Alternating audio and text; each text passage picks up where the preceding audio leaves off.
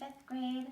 I'm looking forward to seeing this week all of your butterfly and moth drawings. Make sure you send those in and I'll provide some comments to help you before you start adding color.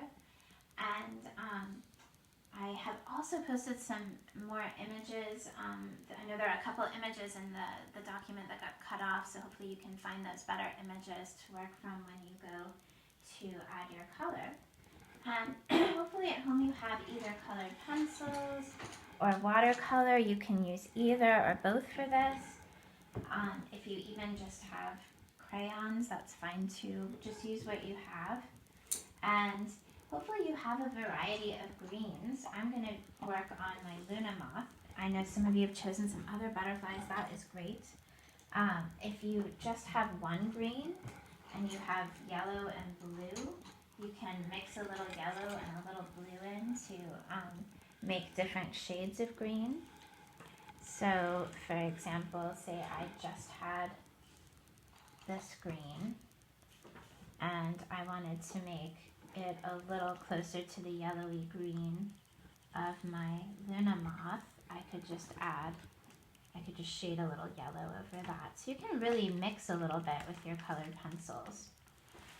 But since I have this nice yellowy green, I'm going to go ahead and use it. I want you to really be careful and about how you color these in. Make them really beautiful. So I'm using the side of my colored pencil. I'm going all in one direction.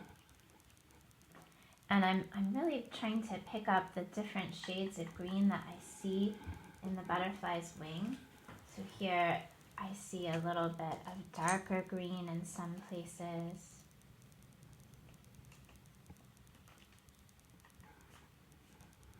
And this whole wing actually looks a little bit darker. I might shade a little more yellow in. So think about making your moth really beautiful. You really want to think about the details on its wings.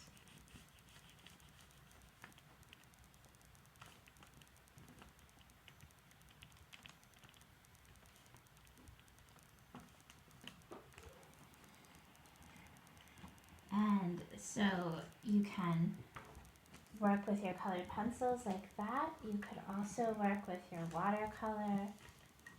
If you prefer to do watercolor, that's fine. You can mix if you have like a little palette like this, you can mix your colors right here. And then you can always wipe these out to clean them afterwards if you're worried about your watercolors getting dirty. So I'm mixing my yellow and green together, and I'm going to get that nice green that way. And you can even mix your watercolor with your colored pencil if you want. Like I might let that dry, and maybe I want to do my details in my colored pencil.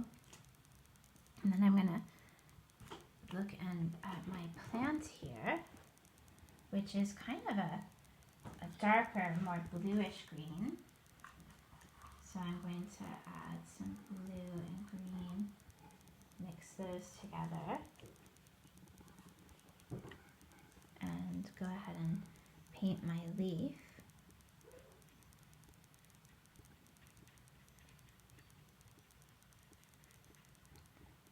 And you want to make sure you have all your components there. So I have my chrysalis, which is a little more brown.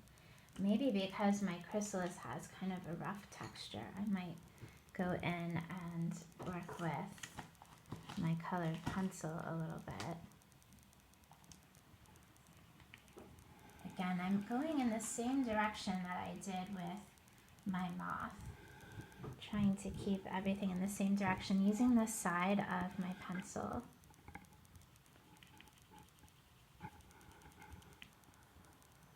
So think about how nice and detailed you can make these. Think about how you can use watercolor or colored pencil. And I'll just show you how I'm going to clean out my watercolor palette. After I use it, I just dip my paper towel in there and I'm just going to wipe that clean. So I'm looking forward to seeing you adding color to these, and you want to turn those in at the end of next week, and looking forward to seeing what you come up with.